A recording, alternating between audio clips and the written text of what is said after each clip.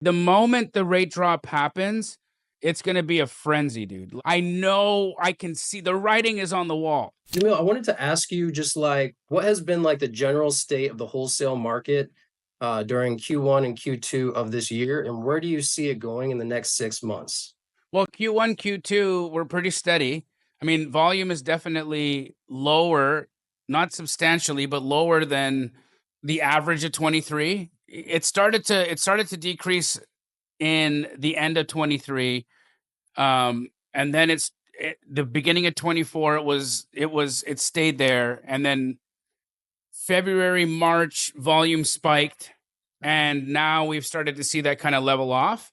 And it's really just a game right now of the fix and flippers waiting for something to happen with the interest rate situation. So they're not stopping, but they're not stocking up on inventory. Fix and flippers are still buying, they're still flipping, they're still doing their thing. They're still getting success. They're still selling their flips. They're still able to make a profit. Wholesalers are still making a profit. I'd say volume is probably down 10 odd percent across the board right now. But nothing that's catastrophic, nothing that's stopping the business from going. I mean, you're going to hit 200K this year. You hit 200K last year. So, if you would, your number stayed pretty consistent. I think for the next 6 months, it's going to be the same unless we see something pretty drastic from the Fed, which I don't expect. I was expecting a lot more because of the election. I was expecting there to be at least one or two rate drops by now, and it hasn't happened. I think that's telling for how the rest of the year is going to play out. I don't think we're going to catch our first rate drop until Q1 of 25. Okay, yeah, I And then actually. it's going to be bananas. Hmm. Like the moment the rate drop happens, it's going to be a frenzy, dude. I know, I can see the writing is on the wall. The writing is on the wall. It will be insane. I think we'll probably have 15% appreciation across the board in the United States because of it. 15% appreciation. Yeah. Okay. Yeah, that's pretty significant.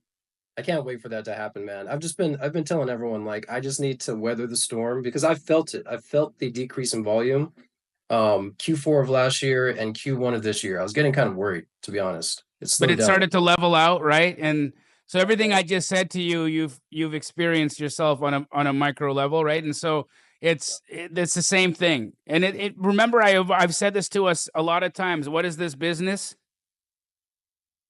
It's always wavy. Yeah. So but everything is, dude. So are you. You're a wave, and so there's going to be peaks and valleys and all the things. We learn how to ride them, and we understand that there's going to be these moments where things are a little bit slower. You know what we do when things get slow? We become more efficient. What did I do when things slowed down in my world? I looked around at my situation, and I saw what in my world right now is profitable and what in my world right now is not.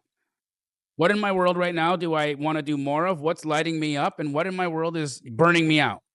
Everything that lights me up, I amplify, and everything that's burning me out, I removed. So I created efficiencies in my own world, right? And times are still good. I mean, I'm still good. Still have my house on the beach. I still have a Rolls Royce. I still got all the money. I'm still fine. But I had to make decisions that were for this specific time, which is it's a time for efficiencies. It's a time for me to make sure that everything around me is exactly what I want it to be. Because when it goes bananas again, I'm not going to have the time to cut the dead weight. I'm not going to have time to remove the cancerous team members. I won't. Right? I got to do that now. I got to make sure that my ship is intact right now. So for you, look at your business and look at the systems that you're operating in. What here is inefficient that you're doing right now, and how while the times are a little bit slower, how can you increase efficiencies so that when you do bring on a team member, you're firing on all cylinders, and so that person can come. Maybe it's documenting your process, right? Like documenting your process is so important when you want to start bringing on team members because you don't want to be the guy sitting there training this guy all day long. And then what if you bring this gal or guy in and you spend 6 weeks training them and then they leave? You know how often that happens? Yeah. All the time.